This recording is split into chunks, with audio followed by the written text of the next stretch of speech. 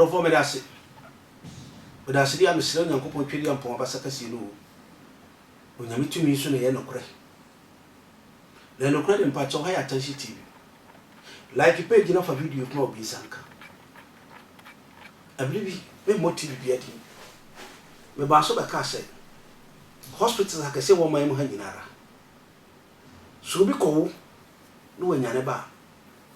Yem for body ni ma no. Because a doctor for na fa ya kromfo omu wi amanfo ma. Omu kamojeku. Wodi akoda ketwa no. Ede mo okotfo de koya de. Inti doctor ni okọ doctor mo a wa chai 1 year. No kitaka 6 8. No nyes kapeche omuni pa. Inti ni pa kuma ya mo hobby. Because I mean one TV station. Maybe Timatam. Maybe ka software bi any. Ebi so ka say me a wine. Who am I? Mami. Hwe. Ade abeti wa me hunu. Wo gina wa hu. Akara me kan say. What yes woni wurade. Abai friend kwala kwada abroad. Itime ni chibaifo. Yari chibaifo an ho akere no. Any topic of the day. Wa bekere. Ti ase se. Asama ye kan ye na wonyini o. Enne ye nua bi apia pontina bakasa se. Wo mutu Galamsey mutu koton kwara ni bi wo hospitals. Kolebu ni rich ne kaka ka ho. Nti obi ko wo a hwe so ni ska. Sa kwara na firimu wa yira na nsei ebi si okuma ase. Ema krofoni jina Islam phobi se izoto wiabo amoje kwara no. So wu am for the nimra. The most painful aspect is say a doctor 4 years yes kwara na ye ko dada. Wa yeye. Afa especially so ba ko no bleedi.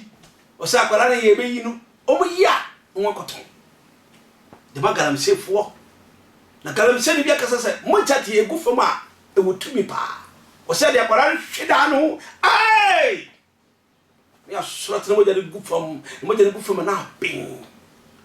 Godo ri kwara na yi wo fam no. Ene godo keto. Ebi won so a cash. Le calories ki andaraba. Cash. Wo ma muni ma kwa asase se makumi no mo de bojana gu fam. Mo ti benya kwan e godo no. Ni pa wuo no. Odwe ho ntese. Abranti ye friend kateche frifa na baba na no. Me am brother kateche frifa. Baba abranti ya no. Na se ni pekum akoso. Na mpasu godo su de edi moja. Moja ngufu ma godo ma. Na ne yeme ya wo ma mi ka bi se. Hwekole bufo. Na siri bi wa kro ho da. Wa chi obi ba ton. Onyame hu mobo. Onyame shade bra mo sra bam data fo mo gugana. Awudi samne mu ya empama bra bom da. Na de bia mo di sa kwase sem no. Sina prophet opambo mi cha. Tio. Brother, chechim che. Mukum hunda wo Galamsey amana na se. Ade na ba mu akun nua wo Galamsey amana na se. O se sikape. Ebi be wi amoba. Obu on so amana na wo ye nwadwuma na wo bo nka no so be so nso be didim kakra. Amana no se nyina de nyina egie de na iko wie di.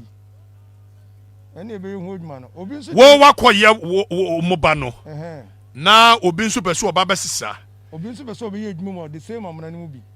Eti obi nko obi amenem. Enso ye nyina amana no so ko egie de na iko didim. Eji ya amana. Ene nyina ko di but obi on face. Ana munyina am ko didim abu. Abu sedu munyina am ko didi amana ni mu. Na emo no obi a wo station a wo duru ase ho a wokọ. Obi ntra nko obi de. Wo tra ko obi de a obetwitwa nse kan. Na no ko onim e ka bebre wo mo because ritʊals amaya ansa na me mamna na ebia manye ska na nya ritʊals ni ebedru ho ye bedru ritʊals ho na mawura Galamsey ho mo ankasa mu kum ho wase ho. O mira Ghana police ntimi kan je so asemu nya me boa. Ghana police ya we samukọ Galamsey na sia obi tie wo aboase a instance be na sia nkrofo atwitwa mo ho sekan e wase ho a eye very known to aboase senior udu boss na so bi nsa ese a waje mako intini nate ne nsa ne tufe na yedwuma Obuase obi nsa ye sen senior obi nsa kra ntiri na tutu we na yedwuma eti mo amhwe wo TV ni ayi no wo ne nsa aha ne nsa ye dey ne nsa ne ye toss kan no de nsa je ne kan ntini eti Obuase nkrofo bi wo a wo nsa aye straight yeah wo be hunu na ne nsa aye straight obi ani ba ko se kan fa so o ne ni ba ko akata ye de se kan fa so abrante betena one of my stations ni bi na mpese ko dwa no ho kire nipa no hosti no ko bo se kan fa ne chikwanye scan abrante be ya se fe ni mewa da bi we kan na nsen ya issue bi si Obuase okasa ayi Captain Smart call ayi Obuase no onim se kan Yusuf as abrante no wonim se kan Yusuf onim se kan Yusuf dia obabe any boy ba ko na no ogina ho ye yi no e ba be ko ye ne sa boy ne friends ayi ka dia ntina wo pepe ni abrante from mewa da o fighter wonim se kan Yusuf pa eti Obuase mranten bebre ye twetwa mo nse kan senior all the normal to us and they go police station go court they will settle the case over there ye twetwa nse kan ma nkrofo awu no e dia instant for wano bra microphone ni ma me e dia instance na asia wo bi tie Obuase obeka se wei e Galamsey fo ne twetwa wo mo ho e ma bi wu ye twetwa electricity worker bi o power station bo wase all because different gang bi be joms omodwuma makoye te se mo ba no makonyam no ye be attack o maje no mu chase different gang no copy one power station bo wase na electricity worker obe electrical installation fi Kumase so asem we make mirror ofre Obuase ofre Kumase electricity company Ghana sa issue da ho Obuase de ankwahwe ebesi ne omtwitwa branch and from nyame nkonko wie ebesi ne sase na nko bia o nte kura wa kura Obuase ko ma me edwuma bi o twitwa na so senior branch a contractor be edwuma ama Obuase nyala data na your power situations bi wanka emu odin ti hia omo betuma edwuma no twitwa no because nipa no chase ni kofa ho twitwa no from nyame nko okonnwuma dia so many instances twitwa nkofo ye twa bi nentin nti Obuase ntwa efe pan so abro of nature nentin tu once twa ntimi nkonrika ti afa se nya butenas na mitwa ye ye nya wonya butenas na kasa egu microphone ankase mu mame the fro nya butenas na mitwa ye ni twa nentin tu mira mo sheda chi ni pasi wo twa ne nentin mienu enkohwe ye betwa nentin tu no atena se eno so ntimi ntrumika ni nya butere twitwa ye eni mo ekoso Obuase mira se kase e kan tia no bi na mu je no mu ye Galamsey ni ye de nya be ye de mira be ni ye pa na min kan kire wasem bi we min kan kire ye be ye but ni mo be sinu mira enya sem papa ko se mu bebre mu ma be yira mu wo mu nya be ka jensu ewu bo yato enkrofo ma be yira o masa o wo wunya utimi wu ni ka kire se oba no wenya